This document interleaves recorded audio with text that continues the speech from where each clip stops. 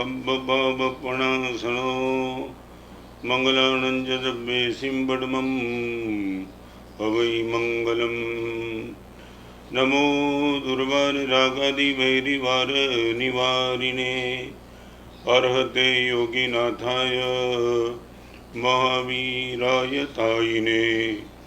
जय जगजीवजोनि वियाणवो जगगुरु जगानंदो जगनाहो जगबंधु जय जगप्रिया मोह भैवं। जय सुवर्णं बभुवो तित्तैराणो पश्चिमो जय जय गुरुलोगाणो जय महब्बा महावीरो। ओंकारं बिंदु संयुक्तं नित्यं ध्यायन्ति योगिनः कामदं मोक्षदं चैव। ओंकाराय नमो नमः। जय धर्मेन्द्र नमो श्रिय पौमा वै पमुनिसेव्य पाय। ओम क्लीं ब्रीं महासिद्धिं करेउ श्रीपास जगनाओ। अज्ञानतिमिरान्धानां ज्ञानाञ्जनशलाकया नेत्रमुन्मीलितं येन तस्मै श्री गुरवे नमः।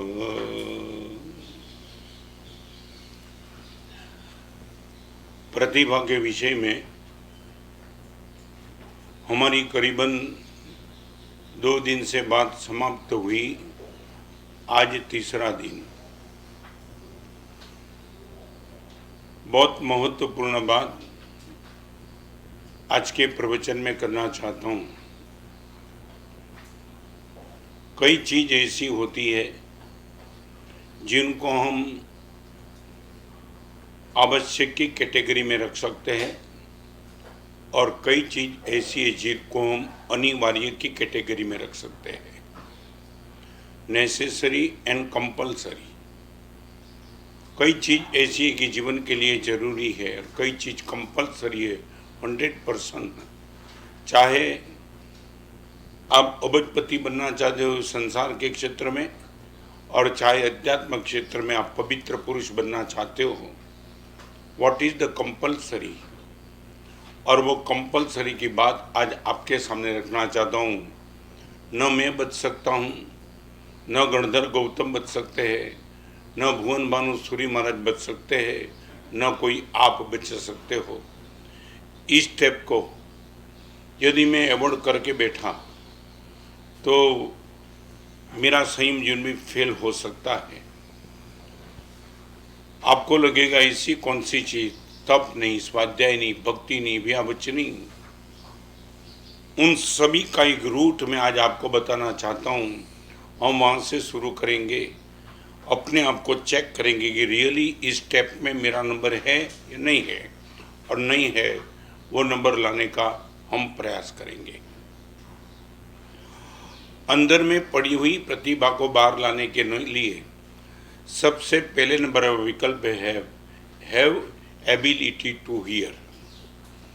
एकदम गंभीरता से आपके सामने बात करना चाहता हूं। सुनने की क्षमता, हैव एबिलिटी टू हियर। देखने की क्षमता नहीं, बोलने की क्षमता नहीं, सुनने की क्षमता।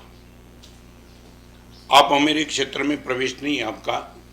10 वैकालिक सूत्र के ग्रंथ में हमारे में एक शब्द लिखा है, सोचा जाने कल्याणम। हे मुनि, तेरा कल्याण क्या है उनका पता न देखने से चलेगा, सिर्फ और सिर्फ सुनने से ही चलेगा। आज 2600 साल तक परमात्मा का शासन यदि चला है, प्रवचन के माध्यम से चला है। परमात्मा की मूर्ति का दर्शन होता है और परमात्मा के वचन का श्रवण होता है। विषम काले जिन बिंब जिनागम भवियन को आधारा। परमात्मा की मूर्ति कितनी भी ताकत वाली हो मगर मौन है। परमात्मा के वचन बोलने वाले हैं। मैं आपसे पूछना चाहता हूँ, और ये तो मामूली बात हुई, और भी डेप्थ में थोड़ा चले जाऊँ। बोलना जबान के माध्यम से वो तीसरे नंबर की इंद्रिय, देखना आँख के माध्यम से चौथे नंबर की इंद्रिय, सुनना कान के माध्यम से पांचवी नंबर इंद्रिय। पहली इंद्रिय से दूसरी और दूसरी से तीसरी अनंत पुण्य के बाद प्राप्त होती है, ये कर्मग्रंथ लिखता है। तो आप मुझे पहले नंबर में बताओ कि हम सुनने के लिए लिटरली तैयार है कि नहीं? Have ability to hear. मैं गृहस्थ जीवन में था तब से, माने मुमुक्षु के नाम से जब भी गुरुदेव के पास पहली बार पाटन आया,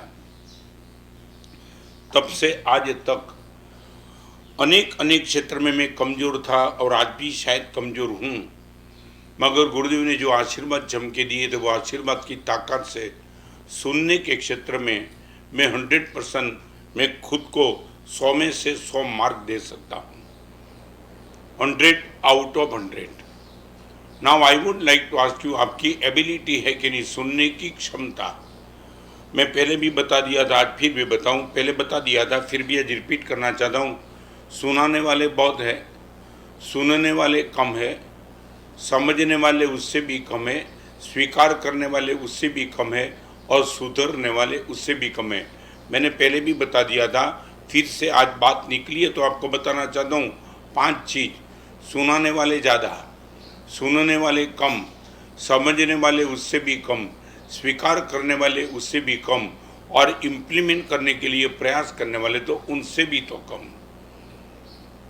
आप एक बार आपको चेक कर लो। पढ़ने में कमजोर, मैं मेरी बात इसलिए करना चाहता हूँ, ये ताकत गुरुदेव की कृपा से कहाँ से आई? गुरुदेव ने बहुत कुछ सुनाया, उससे ज़्यादा मैंने तो सुना। आपको भी आपके पिताजी, आपकी माँ, आपका टीचर, आप तेंदुलकर को पूछो, उसने बोला रमाकांत आचरेकर का मैंने सब कुछ सुन लिया, तब आज मैं यहाँ पहुँचा हूँ। कोई भी क्षेत्र में किसी भी व्यक्ति यदि आगे निकलता है, आगे निकल चुका है, आप इनको पूछो, इनके पास पहले नंबर की क्षमता थी, हैव एबिलिटी टू हियर, और वो क्षमता दुर्योधन के पास नहीं थी, और वो क्षमता रावण के पास नहीं थी। श्री कृष्ण को दुर्योधन ने नकार दिया और विभीषण को रावण ने नकार दिया, और महाभारत का युद्ध हुआ। युद्ध क्या हुआ? दोनों खत्म हो गए। रावण यहाँ खत्म हो गया, दुर्योधन वहाँ खत्म हो गया। सिर्फ और सिर्फ हैव एबिलिटी टू हियर। मैं आपसे पूछना चाहता हूँ, आपके पास सुनने की क्षमता है कि नहीं? तीसरे नंबर की इंद्रिय बोलने वाली, चौथे नंबर की इंद्रिय देखने वाली, और पांचवें नंबर की इंद्रिय सुनने वाली। आज आप मेरे सामने भी बैठे हो, आप चाहे प्रज्ञाचक्षु हो तो भी आप प्रवचन सुन सकते हो, तो जीवन का परिवर्तन कर सकते हो। आंख नहीं हो तो भी जीवन परिवर्तन हो सकता है, क्योंकि सुनने के लिए बहुत बड़ी ताकत चाहिए। तो मैं आपको ये पूछना चाहता हूँ, सच बताऊँ, हमारे वहाँ शिष्य का सबसे बड़ा दुर्भाग्य लिखा है। आपको विश्वास नहीं होगा, हमारे वहाँ आगम ग्रंथों में शिष्य का दुर्भाग्य क्या? गुरु न पढ़ावे वो शिष्य का दुर्भाग्य तो नहीं, शिष्य तप न कर सके वो शिष्य का दुर्भाग्य नहीं, मगर एक दुर्भाग्य लिखा है, गलती करने के बावजूद भी गुरु उनके सामने मौन हो जाए, ये शिष्य का सबसे बड़ा दुर्भाग्य है। रिपीट करना चाहता हूँ, जीवन में गलती होने के बावजूद यदि गुरु उनको बोलने का बंद कर दे, वो शिष्य का सबसे बड़ा दुर्भाग्य है। बेटा गलती करता है, मगर पिताजी बेटे के गलती को आंखों के सामने देखने के बाद पिताजी बेटे को कुछ बोल नहीं सकते, या तो बोलने का कहते नहीं है, ये बेटे की सबसे बड़ा दुर्भाग्य है। और पढ़ते पढ़ते लड़का कितनी भी गलती करता है, गलती टीचर देखता भी है, मगर गलती का करेक्शन नहीं करता है, गलती को सुधारता नहीं है। ये स्टूडेंट जाएगा तो कहाँ जाएगा? स्टूडेंट, सन और शिष्य, तीन कहाँ जाएंगे? गलती तो छदमस्त हूँ, मेरे से होती रहती, मैं केवल नहीं बन चुका, तो गलती होने वाली है। मैं आपको एक पूछना चाहता हूँ और फिर आगे चलूँ। कई लोगों की, मैं इसलिए बात निकालना चाहता हूँ, कई लोगों की मानसिकता है कि गुरुदेव हम सुन तो सकते हैं, मगर शब्द प्रयोग थोड़ा कठोर न हो, कोमल हो तो सुन सकते हैं। ये मन की कंडीशन है। ये मन की कंडीशन को तुमने यदि स्वीकार कर लिया, सुनाने वाला भले मिले मगर थोड़े ढंग से उनको सुनाना चाहिए। ढंग कौन, तुम तय करेंगे। आप ऑपरेशन करने वाले डॉक्टर को बोले ढंग से छुरा लेना तुम, अरे भाई ढंग से छुरा लेगा तो तेरा ऑपरेशन तेरा बाप करेगा क्या? छुरा तो आखिर छुरा ही होता है ना, वो ढंग से क्या ऑपरेशन ढंग से होगा, मगर छुरा तो धारदार होता है, वो तो खून निकालेगा। तो मैं ये कहना चाहता हूँ, आप डॉक्टर के पास जाते हो, डॉक्टर के पास दवाई लेते हो, दवाई लेने के बाद तुम मुझे डॉक्टर साहब बीटर दवा नहीं चाहिए, अरे बीटर है, नीम का रस बीटर है, दवा बीटर है, छुरा कठोर है, तो हर जगह तुम कंडीशन तो नहीं रखते हो। तो मैं ये पूछना चाहता हूँ कि सुनने के लिए क्षमता रखनी है तो किसी भी फॉर्म में यदि वो शब्द आ जाए, गुरुदेव I have ability to hear, गुरुदेव ताकत लेकर के बैठा हूँ, 100% गुरुदेव में टूटने वाला नहीं हूँ, आपकी जितनी भी ताकत उसमें कठोर शब्द में बोलो गुरुदेव, आई शैल बी विन। और एक बात मैं आज आपको कहना चाहता हूँ, जीवन का एक सूत्र बना देना। क्या बोलूँ, कभी कभी मेरे मन में भी होता है, मेरे शिष्यों को भी मैं देखता हूँ, तब कभी कभी मन में होता है ये सब शिष्य के पास दूसरी साधना आ जाए या ना जाए, मगर ये साधना यदि आ जाए, मैं आपको बताऊं, मैं दीक्षा न ली तब तक मेरे मन में भी ऐसा था, साधु जी में लोच कठिन, विहार कठिन, मगर जब मस्जिद बंदर में बिफोर 55 ईयर्स, आज मुझे वो दिन याद आता है। मस्जिद बंदर अनंतनाथ भगवान का जहाँ मंदिर है, वहाँ मूलनायक भगवान, वहाँ मेरा दीक्षा का बहुमान समारोह था और वो बहुमान समारोह के प्रेसिडेंट थे जैन रत्न रमनलाल दलसुख भाई। आपने शायद नाम सुना हो, उनको देखना, उनका स्नात्र बढ़ाने का माहौल देखना जैसे लगे कि देवलोक से इंद्र नीचे उतर आया है। मैं जो बोलता हूँ एक्सेस नहीं बोलता हूँ। जब रमन भाई स्नात्र बढ़ाते थे, मैं खुद वो स्नात्र देखने के लिए जाता था। भगवान तो देख लिया था, मगर वो स्नात्र में हाथ में खंजरी लेकर के सरस शांति सुधारस सागरम सुचितरम गुणरत्न महाकरम भविक पंकज बोध दिवाकरम प्रतिदिनम प्रणमामि जिनेश्वरम, ये एक कड़ी करीबन 45 मिनट आपके मुंह से चलती थी। 45 मिनट्स सरस शांति, और वो जो खंजरी चलाते थे, आंख में हर्ष के आंसू चले जाए। लगता था कि देवलोक में इंद्र महाराजा तो क्या भक्ति करते होंगे, यहाँ एक श्रावक ऐसी भक्ति करता हो। आपके प्रमुख के पद पर मेरा बहुमान समारंभ था, बहुत कुछ बोले, सब वक्तव्य, और आखिर रमन भाई दलसुख भाई को बोलने का मौका मिला। वो दिन मैं भी नहीं समझ पाता था, मगर आज 54 साल के दीक्षा के बाद वो बात आज प्रवचन में मैं आप समझ सकते हो कि 55 ईयर्स पहले जब संसारी कपड़ा था, तब किसी व्यक्ति ने मुझे जो राय दी थी वो आज तक मेरे दिमाग में सेव करके मैं बैठा हूँ। तुम्हें 2 दिन के पहले प्रवचन सेव नहीं होता है, मैं 55 साल पहले की राय अभी तक मेरे मन में सेव है। और रमन भाई दलसुख भाई ने प्रवचन देते वक्त लास्ट प्रमुख के पद पर आशीर्वाद देते वक्त इतना ही कहा था, मेरा नाम रजनी था, और आपने मुझे इतना ही कहा था, रजनी और कोई राय तुझे नहीं देना चाहता हूँ। इस माहौल के में चारित्र के मार्ग पे जाते अनंत उपकारी गुरुदेव, तूने जो पसंद किया वो गुरुदेव तो लाखों जन्म की साधना के बाद मिल सकते हैं, मगर मेरी तुझे एक राय है। समझ नहीं सकता था वो टाइम, लगता था कि ये साधु जी में इतना इजी चीज़ को आप इतना कठिन क्यों बताते हो। तब रमन भाई दलसुख भाई ने इतना ही कहा था कि जिस परिवार में तू जा रहा है वो परिवार में सभी का सुनने की तेरे पास ताकत आ जाएगी, निश्चित तौर से तेरा ग्रोथ होगा। आज वो विश्वास बैठ जाता है। आपने 55 साल पहले जो कहा था, सुनने की क्षमता होगी, तेरे ग्रोथ को कोई रोक नहीं पाएगा, और यदि इसमें तू कमजोर बना, तेरा ग्रोथ कोई कर नहीं पाएगा। 55 साल पहले एक श्रावक जो साधु बना ही नहीं था, मगर मेरे जैसे मुमुक्षु को, और बात बताऊं, चंदनवाला के चातुर्मास में मेरा चातुर्मास था।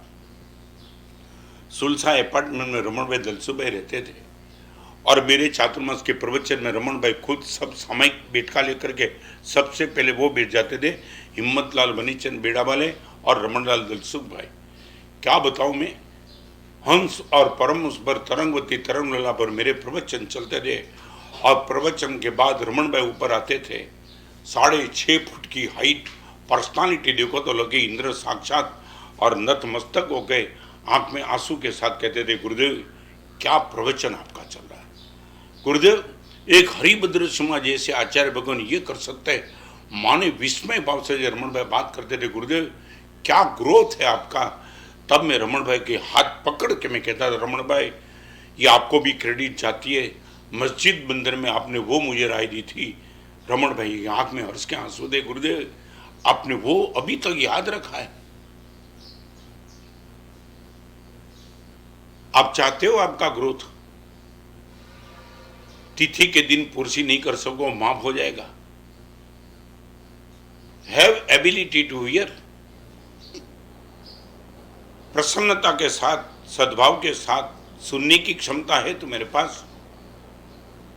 और वो बात मैं कहना चाहता हूं, समय जा रहा है, एक सूत्र आंखों के सामने नोट डाउन करना है तो कर लेना, धीरे धीरे एवं કંઈક સમજાય છે, ધીરે ધીરે એવું કંઈક સમજાય છે, સમય ચૂપચાપ ઘણું લૂંટતો જાય છે, ધીરે ધીરે ધીરે ધીરે એવું કંઈક સમજાય છે, समय चुपचाप घणું लूटतो जाए છે। समय ने बहुत लूटा दिया, संयम पर्या बढ़ते चलता है। 10 साल के बाद 20 साल के बाद ये अक्कल आई, यदि सुन लिया होता तो मेरा काम बन जाता। धीरे धीरे बधु समझाए जे, समय चुपचाप नहीं। डाकू आपसे लूटता है तो चिल्ला के लूटता है, तुम चिल्लाते हो या तो वो चिल्लाता है। लूट जाने के बाद तुम्हें पता लगेगा तुम चिल्लाते हो। दुनिया में कहीं भी लॉस होता तो चिल्लाने का अपने आप से हो जाता है, मगर समय इतना लूट रहा है, हमें समझ में भी नहीं आता है कि समय मेरे पास से क्या लूट के चला गया। धीरे धीरे बधु समझाए छे, समय चुपचाप कहीं लूटतो जाए छे। और सबसे बड़ा लॉस मेरा और आपका क्या हो रहा है, प्रति समय हम माने या न माने मौत नजदीक आ रही है। रिपीट करूंगा, प्रति समय मेरा पर्याय बढ़ता है। 54 साल का अगले साल 55 साल का होगा, मगर मौत सुनने के लिए हम तैयार नहीं है। मगर this is the 100% truth fact कि मौत प्रति समय नजदीक आ रही है। आपको मैं एक बार याद करके आगे चलूंगा। हमारे वहाँ 3 मातृ संस्था है, मैंने बता दी था, फिर भी एक बार मौका मिला तो बता दूं। 3 मातृ संस्था, और वो 3 मातृ संस्था का जीवन तब तक ही चलेगा जब तक तीनों मातृ संस्था में हैव एबिलिटी टू हियर। एक मातृ संस्था शिक्षक विद्यार्थी की, नंबर 2 मातृ संस्था पिता और पुत्र की, और नंबर 3 मातृ संस्था गुरु और शिष्य की। यह मातृ संस्था है। यहाँ यदि सुनने का खत्म हो गया तो फिर दुनिया में तुम्हारा कोई बचने वाला है नहीं। तो आज मैं पहले नंबर के विकल्प में आपके सामने रख दिया, प्रतिभा पैदा करना है आपके पास। मैं फिर से कहना चाहता हूँ, एक छोटा पत्थर करोड़ों लोगों को बंधन करने का मन हो जाए, क्या प्रतिमा में कर्म बढ़ता है, सहन करने की तैयारी।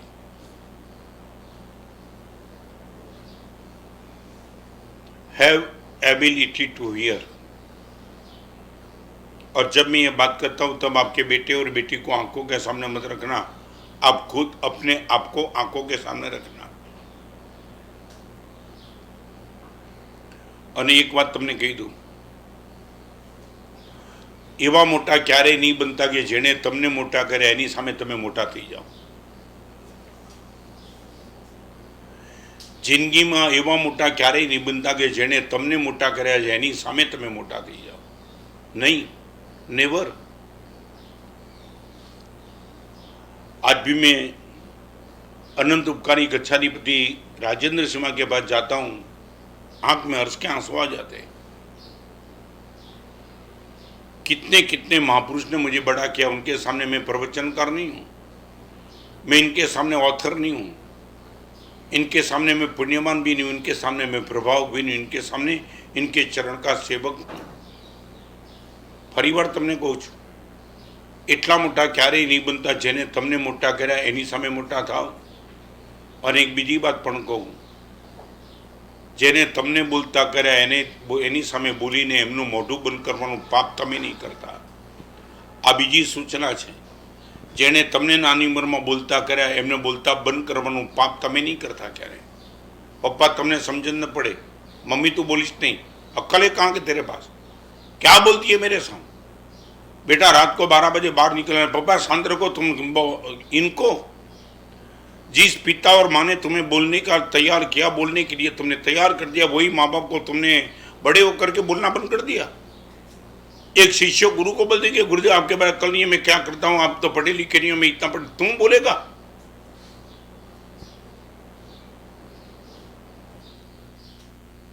जिस गुरुदेव ने मुझे पाठ पर बिठा बिठा करके पीठ थप थपाते मुझे बोलता किया था, तुम्हें मालूम नहीं है। मेरा प्रवचन चला, गुरुदेव ऊपर से सुनते थे और सुनने के बाद मुझे कहे रत्न सुंदर ये कोटेशन ऐसा बोला जाता था, मैं अपने आप से तैयार नहीं हुआ हूं। और ऐसे पवित्र गुरुदेव को मान लिया, कोई मेरे लिए कोई रॉन्ग भी डिसीजन, मैं इनका मुंह बंद कर दूं।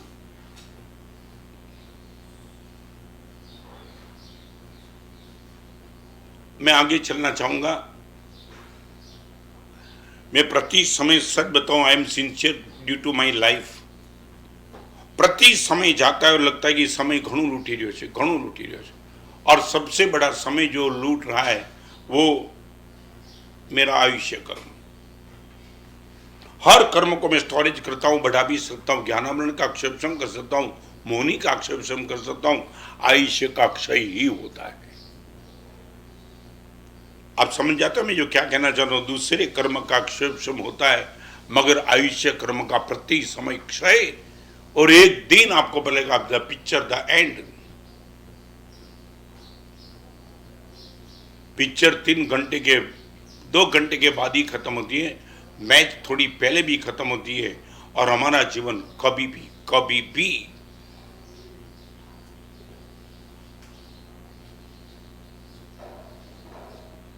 चलो आप एक काम कर पाएंगे तो कर देना, मेरे कहने से नहीं, आपका कॉन्शियस बोले तो ही। आप इमोशनल मेरे साथ प्रवाह खींचना मत। गुरुदेव प्रवचन कर देते इसलिए मैंने भी ठान ली, पिताजी का खेल नहीं है ठान लेना। वो आप दिल से यदि नाभि से एक आवाज निकाल सकते तो बस इतना मैं कहूंगा, संसार के क्षेत्र में और धर्म के क्षेत्र में आप एक एड्रेस तय कर दो, उनका 100% सुन लूंगा। आपके पास चारित्र जीवन अभी नहीं है, आपके पास संसार का जीवन है, आपकी ज्ञाति, आपके वडील, आपके कुटुंब जो कोई भी हो, और अध्यात्म के क्षेत्र में आप यदि किसको मानते हो तो only 2 address in your life. Gurudev no comment, no analysis, no postmortem, I will be agreed 100%। एक एड्रेस संयम जीवन या अध्यात्म के क्षेत्र में, और एक एड्रेस आपके जीवन में। मैं आपको बताना चाहता हूं, नाम नहीं बताऊंगा क्योंकि थोड़ी दिक्कत होती है नाम में, वो व्यक्ति को पसंद नहीं तो मैं अभी बता देता। देखो कितने उदार भी लोग हैं जिसको अपना नाम हजारों लाखों लोगों के बीच में जाता है, मगर वो बोलते गुरुदेव ये आप तक ही रखना, किसी को बताना नहीं। और मैं आपको बताना चाहता हूं कि अपने बंगले का रिनोवेट चल रहा था, और बंगले के रिनोवेट में फर्नीचर इतना टॉप, आपकी भाषा में बताना चाहता हूँ, इतना टॉप, कार्विंग इतना टॉप, सीढ़ी बन रही थी। और जब भी वो सीढ़ी के सामने देखे इनके चेहरे की मुस्कान, इस सिटी में नहीं इस स्टेट में शायद बंगला नंबर 1 मेरा ही बन रहेगा, मेरा ही। और ये नशा 24 घंटे, कोई भी यदि बाहर से मिलने के लिए आए, चाय पिलाने के बाद बोले देखो कार्विंग क्या लगता है, लगता है तुम भी कहीं गए होंगे ना, तुमने ऐसा कार्विंग सीढ़ी का तुमने देखा, ये तो सीढ़ी है, अभी तो सब कुछ बाकी है। और मैं आपको बताना चाहता हूं, उनके गुरुदेव तक एक लड़के ने बात पहुंचा दी। मैं वो शिष्य का भी नाम गृहस्थ जीवन का नहीं बताना चाहता हूं और गुरुदेव का भी नहीं बताना चाहता हूं। उनके मन में ऐसा था कि राणकपुर में जो कार्विंग है वो कार्विंग मेरे बंगले में रखूंगा, राणकपुर की कार्विंग और खुद के फर्नीचर की कार्विंग। और उनके गुरुदेव को मैसेज दिया कि गुरुदेव आपका ये भक्त बंगला बना दिया, सब कुछ ठीक है, मगर कार्विंग के पीछे मैंने जो उनकी आसक्ति देखी है गुरुदेव, आसक्ति समझ लेना, कोई गुरुदेव उनको थोड़ा भी डिस्टर्ब करता है वो क्रोध में आ जाता है, ये टच मत करना, उनको अवार्ड लेना है पूरे स्टेट में इस बंगले का। और वो गुरुदेव को जैसे ही समाचार मिला, गुरुदेव ने सिर्फ एक ही मैसेज दिया। शायद आपको लगेगा ये गुरु ऑर्थोडॉक्स होंगे, फिर से मैं कहना चाहता हूँ, हैव एबिलिटी टू हियर। आपकी सुनने की क्षमता हो तो ही आपको इस चीज बच पाएगी, नहीं तो आप भी तो गुरुदेव की मजाक करेंगे। और गुरुदेव ने इतना ही कहा वो लड़के के साथ कि मेरा जो भक्त है नज़दीक, उनको इतना ही बोलना कि इतना राणकपुर जैसा लकड़े का कार्विंग बनाता है तो मरने के बाद खटमल कहाँ वो पैदा होना है, खटमल बन के वो स्थान भी थोड़ा पहले तय कर ले। मरने के बाद किस स्थान में तुझे खटमल होना है वो भी उनको बोल देना कि कार्विंग करते करते वो भी थोड़ी जगह अपने अभी से बुकिंग कर ले कि खटमल में यहाँ बनूंगा, क्योंकि अध्यात्म का क्षेत्र ये कहता है जहां आसक्ति वहां उत्पत्ति। आपने कभी सुना है जहां तुम्हारी आसक्ति वहां तुम्हारी उत्पत्ति? और वो लड़के को ये मैं बताना चाहता हूं, वो लड़के ने मुझे बता दिया था, ये लड़के ने खुद ने बता दिया गुरुदेव लाखों भवों के बाद ऐसे गुरु को पाके में धन्य बन गया। गुरुदेव कार्विंग चलता था और चालू कार्विंग में सीढ़ी के कार्विंग ने गुरुदेव का मैसेज आया कि गुरुदेव ने इतना कहा है कि ये सब कुछ अवार्ड लेते लेते लेते लेते कार्विंग करते करते कौन से स्पॉट पे तुझे खटमल होना है, समझे ना? खटमल कई जगह तारे माकड़ थवू है, एनु बुकिंग पण भेगू करावी પછી ખબર નહીં મળે તને ટોપ જગ્યા નહીં મળે। મરીને ક્યાંય પણ માકડ થઈ જી, થોડી તારા જ ઘરના તારા જ ટॉप फर्नीचરમાં माके का तो बुकिंग कर दे और आप सोचेंगे नहीं उसने कार्विंग करवाना बंद कर दिया। आंख में आंसू के साथ गुरुदेव के पास पहुंच गए, गुरुदेव अनंत उपकार किया। मरने के बाद में कहा जाऊंगा उनकी चिंता करने वाले गुरुदेव आप मीने में धन्य बन गए आपको पा करके। ये हैव एबिलिटी टू हियर, इतना सुनने की तुम्हारी तैयारी है? एक गुरु आपको बोले कि खटमल हो जाएगा, तुम ये सुन पाएंगे क्या? और वो करोड़ों रुपए का मालिक था। हम तो गुरु से भी उम्मीद करते कि मुझे अच्छा लगे वही गुरु बोले, ये तुमने गुरु तय किया है क्या? और वो सबसे बड़ी बात तो वो थी, वो लड़का इतना खुश था कि गुरुदेव ने जो कुछ कहा, मगर मुझे लगा कि गुरुदेव के हृदय में मेरा स्थान है, तो ही तो गुरुदेव इतना बोल सकते हैं। मैं आपको भी कहना चाहता हूं, गुरु के मन में स्थान लेना बहुत मामूली बात है, गुरु के हृदय में स्थान लेना बहुत ताकत है। गुरु के मन में स्थान लेना आसान बात है, कोई फर्क नहीं पड़ता है। हृदय में स्थान वही पाएगा जिसके पास हैव एबिलिटी टू हियर। तुम तो यही कहेंगे गुरु मेरी तारीफ करेंगे, गुरु तारीफ करेंगे तो तुम्हें सुधारेंगे कौन? मैं निंदा करने की बात नहीं, तारीफ नहीं करेंगे, आप दान करते गुरु तारीफ करेंगे, मगर आपकी कमजोरी तो गुरु बताएंगे, नहीं बताएंगे तो और तो तुम किसी का सुनते नहीं हो। और एक गुरुदेव भी ऐसे नहीं रखेंगे जो आपकी कमजोरी को अटैक करे।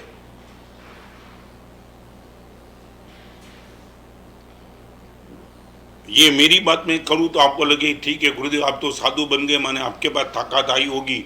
मैं आपकी बात इसलिए की ऐसे लड़के की बात जो झोपड़पट्टी में नहीं रहता था। और सबसे बड़ी बात तो अभी आगे बताऊं, कार्विंग छोड़ दिया फिर भी उनके बंगले को स्टेट लेवल का अवार्ड मिला था। अभी मैं नाम नहीं बताना चाहता हूं। कार्विंग करना बंद कर दिया फिर भी उनके बंगले को स्टेट लेवल का अवार्ड मिला था। तुम सोच सकते हो कि जैसा किया होगा उसमें भी क्या कमाल की होगी।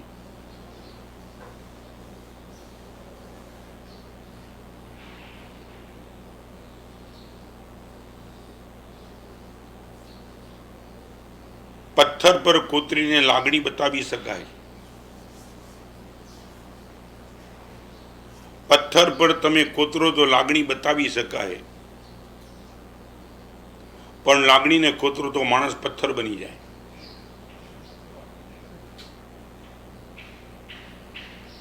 पत्थर पर कोतरीने लागणी बतावी शकाय छे. ये राणकपुर का कार्विंग, ये आबू दिलवाड़ का कार्विंग पत्थर पर ये करके हमें लागणी बता दी. क्या 18 करोड़ 53 लाख का खर्च विमल वसई में कर दिया. 99 करोड़ का खर्च धना पुरबा ने राणकपुर के मंदिर में कर दिया. पत्थर कोतरीने लागणी बतावी शकाय, पर लागणी ने कोतरो तो मानस पत्थर बनी जाए.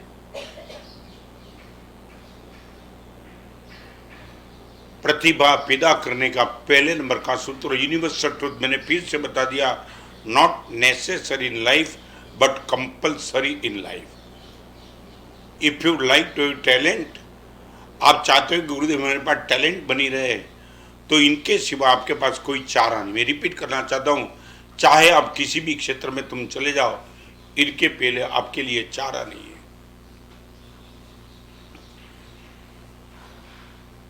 बात निकली है एबिलिटी, तो मैं और भी थोड़ा डेप्थ में चला जाऊं, ताकि जिंदगी का एक सूत्र बार बार नहीं आएगा. आपने नाम नहीं सुना है हमारे वहाँ, हम साधु जिन में आए ना, तो साधु जिन में पढ़ते पढ़ते संस्कृत जब पढ़ लेते हैं, तो संस्कृत का एक थोड़ा कोर्स है मेरे पास. 2 बुक है, 2 बुक के बाद हम काव्य करते. 2 ही मिनट में बताओ तो, ताकि तुम्हें थोड़ा पता चले. रघुवंश होता है, फिर किरात होता है, फिर माघ काव्य होता है. माघ एक काव्य है, पहले से ज्यादा, दूसरे से ज्यादा ये टफ, एकदम टफ. माघ काव्य सबसे टफ. और वो पढ़ने की, कभी माघ क्या ताकत लेकर के बैठा था. अभी उनका समय नहीं है, मैं इसमें बहुत डेप्थ में नहीं जाऊंगा, मगर माघ के पिताजी ने उनको तैयार किया था. और अभी मैं आपको बताना चाहता हूँ, माघ संस्कृत में जो काव्य की रचना करते थे ना, और एक एक श्लोक सर्जन करते करते अपने पिताजी के सामने सर्टिफिकेट लेना चाहते. पिताजी यू सी दिस, आप देखो क्या लगता है. और इनके पिताजी, ये गौमार भी ऐसा बना सकता, तू ये लेकर मैंने तू ऐसा बनाया, अक्कल है कि नहीं तेरे पास. नतमस्तक होकर के माघ निकल जाता था. पिताजी को प्रसन्न करके ही रहूंगा. और बना दिया, और बना दिया, और बना दिया, और बना दिया. एक एक से टॉप संस्कृत का सर्जन करते चला, मगर पिताजी ने कभी उनकी तारीफ नहीं की. कमजोर पढ़ने वाला भी ऐसा बना सकता है मेरा बेटा, और तू मुझे बोलता है मैं काव्य बनाता हूं. और मां के मन में पिताजी के प्रति एक तिरस्कार का भाव पैदा हो गया. तारीफ ही नहीं करते, रोज मेरे सामने अटैक करते. ये बेवकूफी है, ये सर्जन है क्या, कचरे में डाल दे तेरा सर्जन. और मां को लगा कुछ करना पड़ेगा.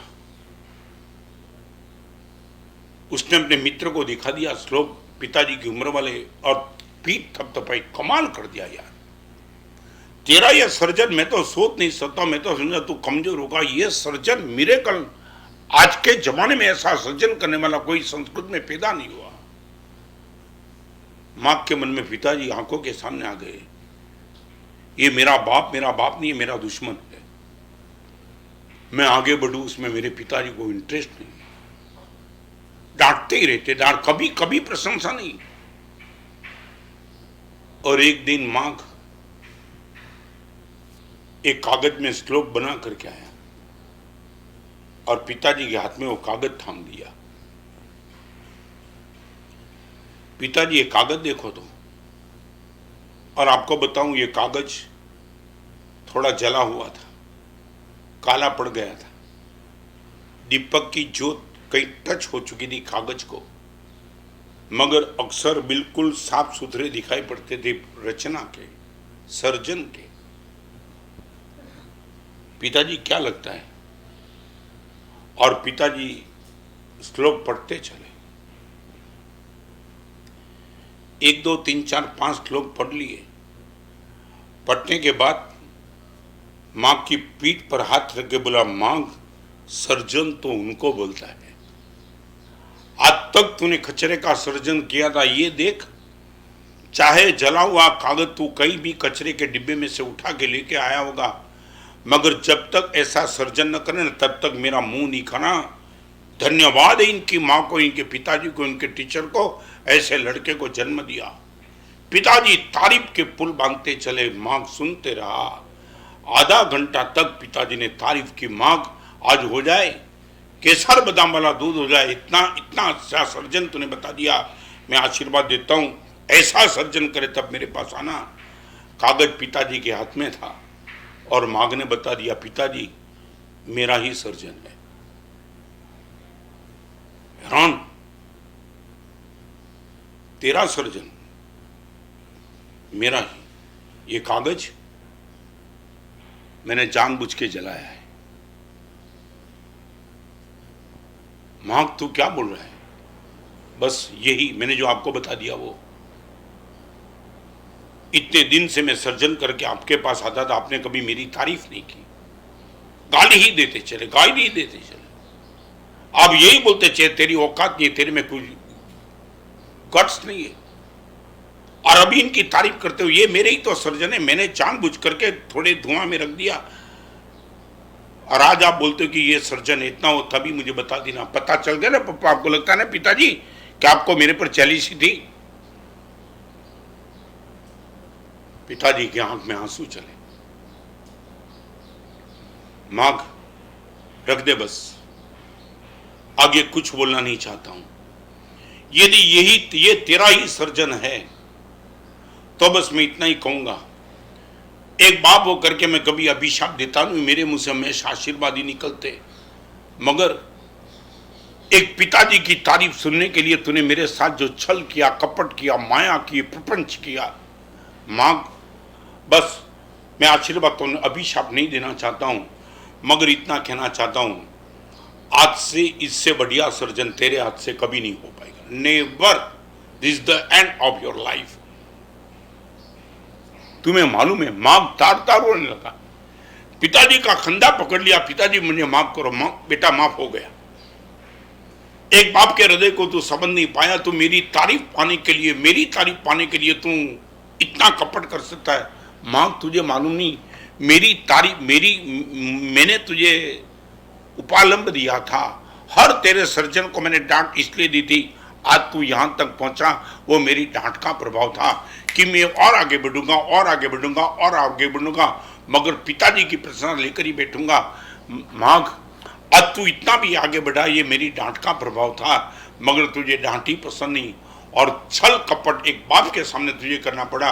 बस मां इनफ हो गया, इससे तेरा ग्रोथ कभी नहीं होगा। और इतिहास कहता है मां वहां रुक गया, इससे आगे कभी उनका ग्रोथ नहीं हुआ।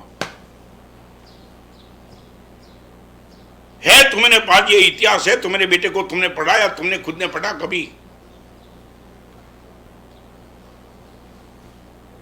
मैं मेरी बात करना चाहता हूं। एक दिन 25 गाथा एक साथ तैयार करके गुरुदेव के पास गया था, भुवन भानु समय के पास। मुझे था कि गुरुदेव धन्यवाद पीठ थप थपाएंगे, और 25 गाथा जिंदगी में पहली बार मैंने वो टाइम की थी, और गुरुदेव को कहा मैंने, गुरुदेव आज 25 गाथा मैंने कर दी, आप सुन लो। गुरुदेव ने सुन लिया, और मुझे लगा था गुरुदेव मेरी तारीफ करेंगे।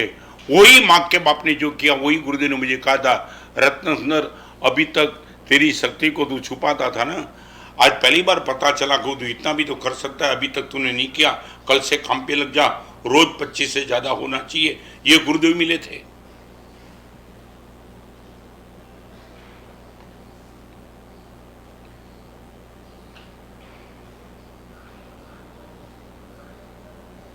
कितने मार्ग खत्म हो गए, कितने मार्ग इसलिए खत्म हो गए, उनके पास क्रिएटिव पावर जबरदस्त था, मगर एबिलिटी नॉट हियर। तुम समझ सकते हो मैं क्या कहना चाहता हूं?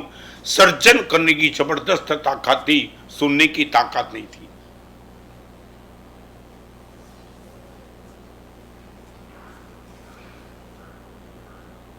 यदि आप मुझे मानते हो तो कभी मेरे पास आकर के नतमस्तक होकर विनती करना, गुरुदेव सारी दुनिया मेरी कोई भी तारीफ करे, आप भी भले तारीफ करो, मगर मेरे वीक पॉइंट को गुरुदेव कभी निगलेक्ट मत करना। आप नहीं बताएंगे तो कौन बताएगा? वंदन करके ये कहना, गुरुदेव मुझे बुरा लगेगा वो छोड़ दो। गुरुदेव बुरा क्या? लैब में रिपोर्ट देने वाले को कभी उसने सोचा नहीं कि मरीज को बुरा लगेगा? वो तो होता है, बोल देता है कि तुम्हें कैंसर है, कि तुम्हें लीवर दिक्कत वाला है। लैब में रिपोर्ट देने वाला वो सोचता है कि मरीज को क्या लगेगा, तो उनका स्वास्थ्य अच्छे सा होगा। गलती करने वाले को तुम ये बोलेंगे कि मुझे क्या लगेगा, वो उसको सोच के गुरुदेव यदि आपको बोलेंगे तो गुरुदेव तो सोच के बोलेंगे, आपकी गलती एज इट इज रह जाएगी।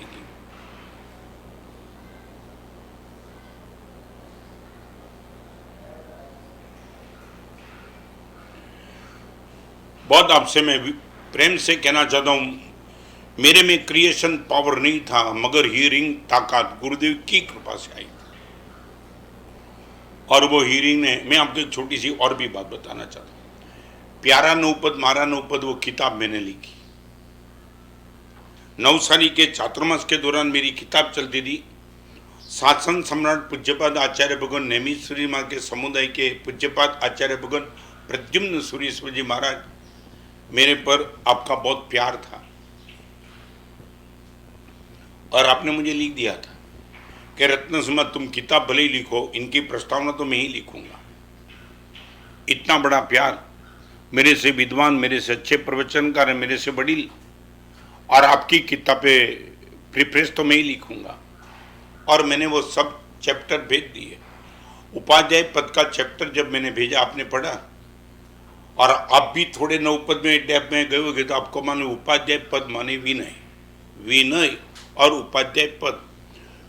आप विश्वास नहीं कर पाएंगे, वो टाइम जेरोक्स कॉपी नहीं थी, फोटो कॉपी नहीं थी, फुलस्केप मैंने 14 फुलस्केप मैंने विनय पे लिख दिया था और प्रद्युम्न सिंह को भेजा, और आपने वो 14 फुलस्केप वापिस भेज दिया।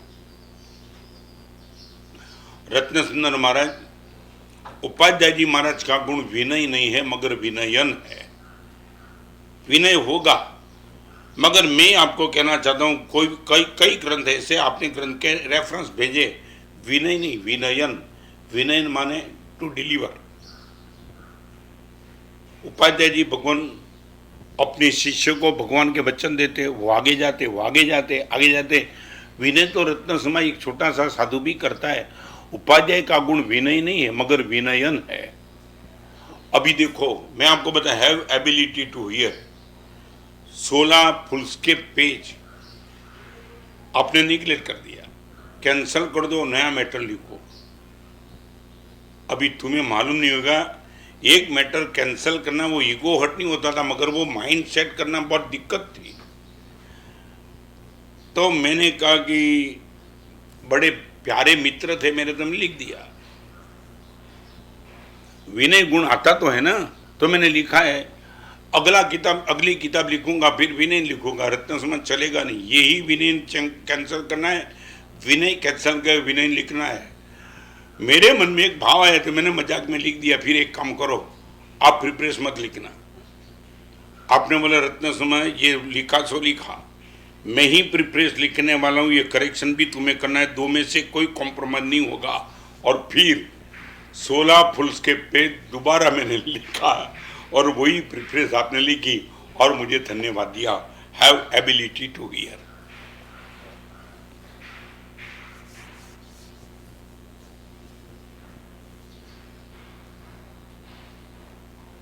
एक बात बताऊं, जिंदगी पर तुम भूलेंगे नहीं, ये नोट डाउन कर लो। तो आपको लगेगा कि गुरुदेव हैव एबिलिटी टू हियर में इतनी यदि ताकत होती है, गुरु और शिष्य, पिता और पुत्र, शिक्षक और विद्यार्थी, मैं तो ये भी कहता हूँ पति और पत्नी, छोटा भाई बड़ा भाई, दोनों, देरानी जेठानी, सास और बहू, ये जो एबिलिटी टू हियर आ जाए ना, तो क्या हो सकता है। एक बात आपको नोट डाउन करना तो कर देना, किस्सो केवो सरस मजानो छे।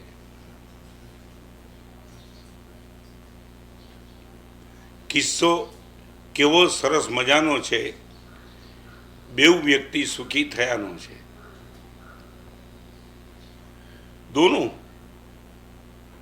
दोनों का एक दूसरे से लगाव नहीं था, दोनों आपस में दलीलबाजी में थे। કિસ્સો કેવો સરસ મજાનો છે, બે વ્યક્તિ સુખી થયાનો છે, दोनों कब? एक जीत गया एक हार गया। हारने वाला जीतने वाले को ये कहता है कि किस्सो केवो सरस मजानो छे, बे व्यक्ति सुखी थयानो छे। जो जीतने वाला था उनका चेहरा थोड़ा ऐसा था, मैं जीत गया, चाहे वो सास और बहू हो, चाहे देरानी जेठानी हो, चाहे गुरु और शिष्य हो, चाहे भाई और भाई हो, चाहे बाप और बेटा हो, चाहे दो फ्रेंड हो, चाहे तुम सच्चे झूठे, उनकी बात मैं नहीं करना चाहता हूं। ये तो ये समाधान की बात, किस्सो केवो सरस मजानो छे, बे व्यक्ति सुखी थयानो छे। पल्लू तारी तरफ नम्यानो तने, ત્રાજવાનું પલ્લુ તારી તરફ નમ્યાનો તને, તને એમ લાગે ને હું જીતી ગયો, તારી તરફ પલ્લુ નમી ગયું ત્રાજવાનું, એટલે તને આનંદ છે ને, કોઈ વાંધો નથી। કિસ્સો કેવો સરસ મજાનો છે, બે વ્યક્તિ સુખી થયાનો છે। પલ્લુ તારી તરફ નમ્યાનો તને, મુજેને આનંદ ઊંચે ગયાનો છે, मुझने आनंद ऊंचे गयानो छे। पल्लू तारी तरफ नम्यू एनो तने, और मुझने आनंद ऊंचे गयानो छे। मैं ऐसे भी तो ऊपर उठा, मान लिया तू जीत गई, मगर मैं तो ऊपर उठ गया। ये ताकत, हैव एबिलिटी टू हियर, सहन कर लो, हारो, और आप एक काम कर सकते हो तो कर देना चाहिए।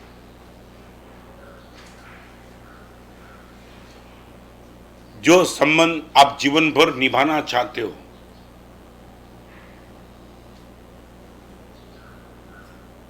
सिंसियर कोटेशन आपको बोलना चाहता हूं, जो संबंध जीवन भर निभाना चाहते हो, वहां पराजय को गोल बना दो।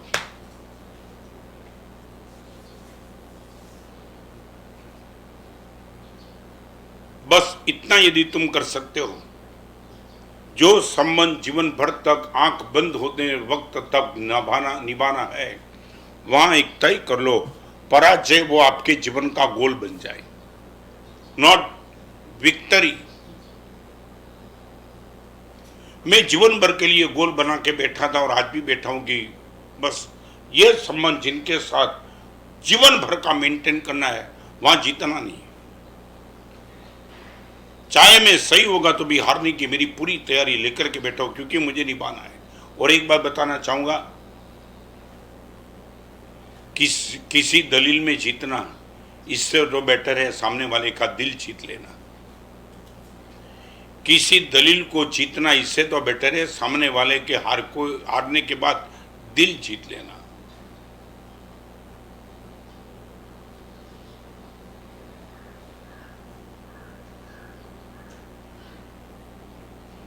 एक बार अपने आप को थोड़ा चेक कर लो,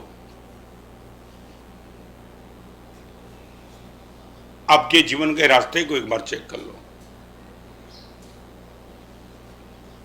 और एक बात बताऊं, एडल्ट्स और मैच्योर जब तक नहीं होते तब तक तो हमने बहुत कुछ सुन लिया, मगर एडल्ट्स और मैच्योर होने के बाद सुनने की क्षमता, ये सबसे बड़ी ताकत है। कोई लड़का अपने पिताजी की सुनता है, कोई लड़का अपने टीचर की सुनता है, कोई शिष्य नया नया दीक्षा लेता है गुरु की सुनता है। वो ताकत की बात मैं नहीं करना चाहता हूँ। दीक्षा पर्याय 10 साल, 12 साल, 15 साल, 20 साल, 30, 40, और वो टाइम लाखों लोगों को सुनाने की क्षमता आपके पास हो, तब भी आप जिस संबंध को जीवन भर निभाना चाहते हो, उनके सामने तुम्हारा गोल हारने का है, हारने का।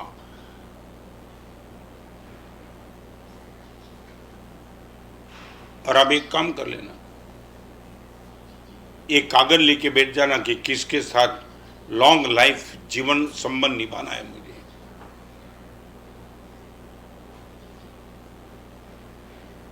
मैं मेरी बात करूं, मेरे गुरुदेव इसी जन्म के अगले जन्म में, गत जन्म में क्या था मुझे मालूम नहीं,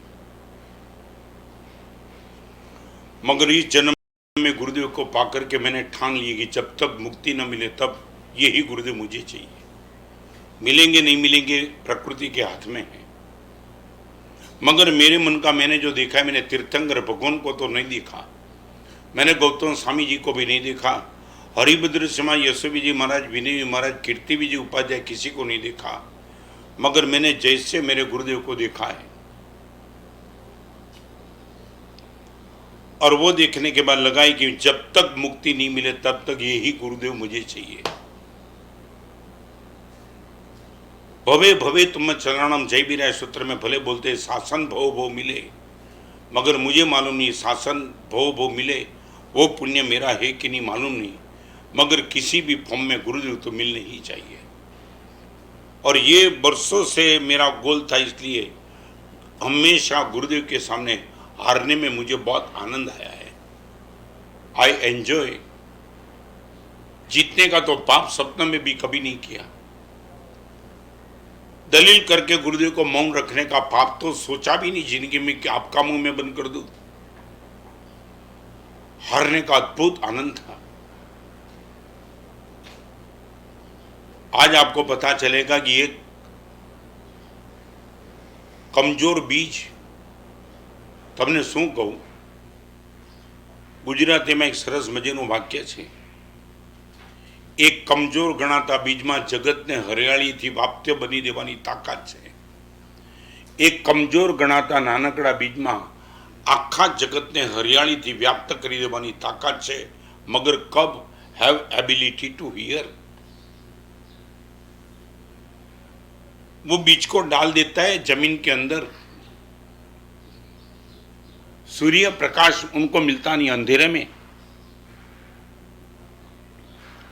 बीज का क्या करेगा वो बीज को खुद को पता नहीं, वो किसान के हाथ में क्या करेगा, डाल देगा अंदर, जो कुछ भी करेगा वो।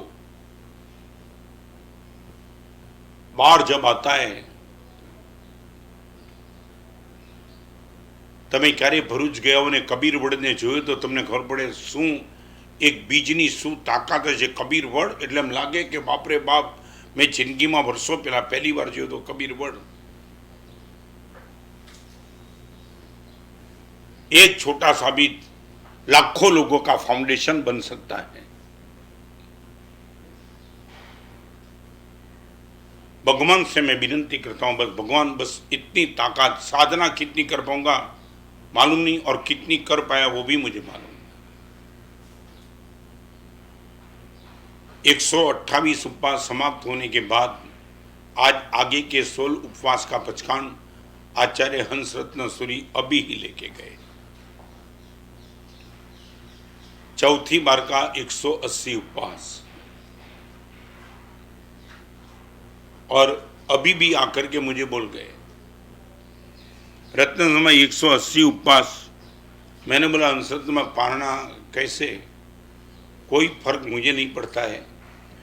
गच्छाधिपति और आप यदि बोलो कि बोरीवली की उपवास है कि छोटे कमरे में दरवाजा बंद करके तुम्हें पालना करना है, मैं टोटली डिवोटेड हूँ, आपको समर्पित हूँ। आप जैसा कहेंगे वही पालना मुझे करना है, न फंक्शन न पब्लिक। मेरा ये तब आपको ही समर्पित है, पूरे जैन शासन को समर्पित है, मुझे कोई फर्क नहीं पड़ता है। Have ability to hear. मैं बताऊं, मैं शायद फ्यूचर के लिए मेरा स्टेटमेंट गलत हो, मैं खुद चाहता हूं।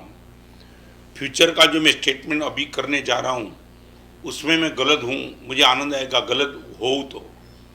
पास्ट के लिए मेरा स्टेटमेंट है, भगवान महावीर के शासन में 2600 साल में जैन परंपरा का इतिहास मैंने पढ़ा है। 4 बार किसी व्यक्ति ने 180 उपवास किया, कोई इतिहास नहीं मिलता है, कोई इतिहास नहीं। और आने वाले भी 18,000 साल तक जिन शासन चलने वाला है, ये रिकॉर्ड कौन तोड़ पाएगा समझ में नहीं आता है अपने इतने जीवन में। और मैं वो बताना चाहता हूं, वो माटुंगा में जीवन अबजी ज्ञान मंदिर के बाजू में गुजराती क्लब में जब आपकी दीक्षा हुई, मैं वो दीक्षा में हाजिर था। आज मैंने वो याद किया, आज भी मैं उनको तू ही कहता हूं। हंसरत्न मेरी अंगुली पकड़ के तू चलता था, तू कहाँ गया, मैं यहाँ ही क्या बैठा हूं, कहाँ पहुंच गया तू। इनकी आंख में हर्ष के आंसू थे, रत्न समय आपकी कृपा से तो यहां पहुंचा हूं, ये देखो। और एक टाइम इनके जीवन का सबसे श्रेष्ठ गुण आज भी मैं बताना चाहता हूं, बस आप बोलो। वो एक एड्रेस ऐसा जीवन में रखा है कि बस कोई कोई लॉजिक दलील कुछ नहीं। ग्रोथ कैसे होता है? एक दिन मैंने मजाक में कहा था कि तेरी छोटी उम्र में, और आपको मालूम है हंसरत्न सूरी की एक छोटी सी बात बताऊं, दीक्षा का मुहूर्त सिर्फ 15 दिन में निकल गया। मेरा खुद का 2 साल लगा। आज मेरे साथ मुमुक्ष, उनको भी 1-2 साल में रखता हूँ, ट्रेन करता हूँ, मगर आपका दीक्षा का भाव और दीक्षा का प्रसंग विदिन 15 डेज। और उनकी उस उम्र में शरारत को देख करके मैंने भी कभी कहा था, हंसरत्न गुरुदेव ने दीक्षा देने की तुझे जल्दबाजी की, डांटा था मैंने, थोड़ा सिंसियर बन, ये साधु जन में तू क्या उम्र की काम करता है। और आज पूरी दुनिया उनके सामने नतमस्तक है। क्या ये प्रतिभा कहां से पैदा हुई? Have ability to hear. और मैं बताऊं, मैं आपको आज प्रेम से कहना चाहता हूं, गुरुदेव भुवन भानु सीमा का मार मैंने जितना खाया उससे करीबन 10 मल्टीप्लाई हंसरत्न ने खाया। मल्टीप्लाई 10 करना चाहता हूं, मल्टीप्लाई 10।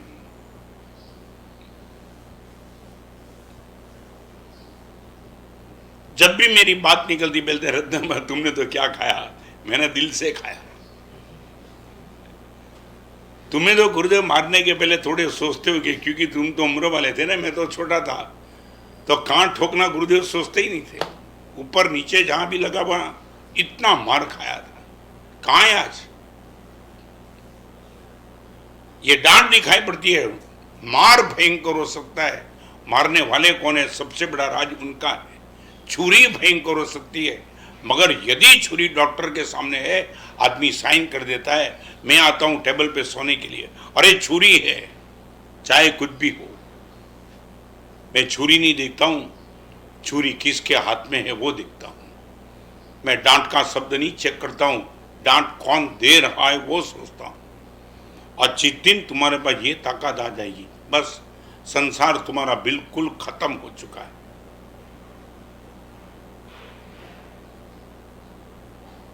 आप खुद आपके परिवार में चेक करना तो चेक करो, बाजू वाले के घर में मत जाना।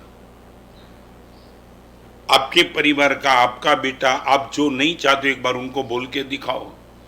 मैं ये नहीं कहता हूं बेटा आपका बदमाश है, मगर नहीं, आपका बेटा बोले शायद ना नहीं बोलेगा, मगर उनका मुंह बिगड़ जाएगा। आप बोलो ना उनको, खुद भी ऐसी बात बोलो जो इनके मन की बात नहीं है, वो मन में नहीं चाहता है, फिर भी उनको तुम बोलो ये करना है, वो शायद कर भी देगा, तो भी उनका प्रेम प्रेम आपको दिखाई पड़ेगा। मैंने कहा गलती से बोल दिया, जाने दो।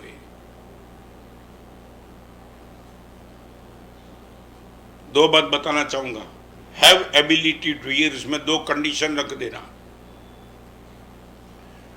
मेरी सुनने के बाद मेरी प्रसन्नता बनी रहे और सुनाने वाले के प्रति मेरा प्रेम बना रहे, तो मान लेना ये हमारी एबिलिटी है। 2 कंडीशन आंखों के सामने रखना, नॉट ओनली टू हियर, मगर सुनने के बाद मेरी प्रसन्नता डिस्टर्ब नहीं होती है और सुनाने वाले के प्रति मेरा प्रेम कम नहीं पड़ता है, तो 100% आई एम पास, 100%।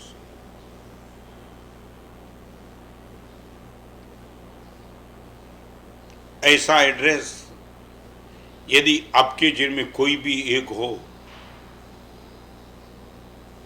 मैं सच बताऊं,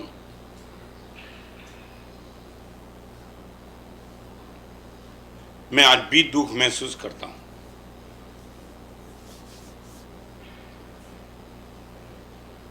एवरेज करीबन मैं कोई मोक्ष में तो नहीं गया हूं, गलती तो मेरे जिन में भी है, प्रमाद भी तो है, मगर भी सुनाने वाले कोई बचे नहीं। माने मैं सुनने के नहीं मगर नहीं, जब भी मानपेश्वर में राजेंद्र शर्मा के पास जाना हुआ, आप भी तारीफ करते, रत्नमा बहुत प्रभावना करते हो, बहुत लिखते हो।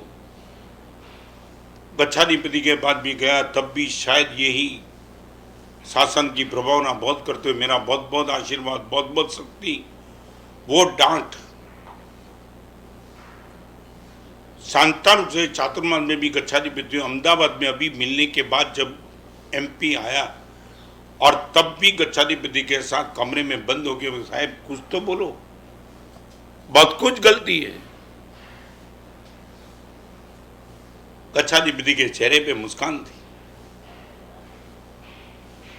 आप इतना तो कहो गुरुदेव कि जब भी मौका मिलेगा निश्चित तौर से कहूंगा, गुरुदेव मेरा सद्भाग्य मैं मानूंगा।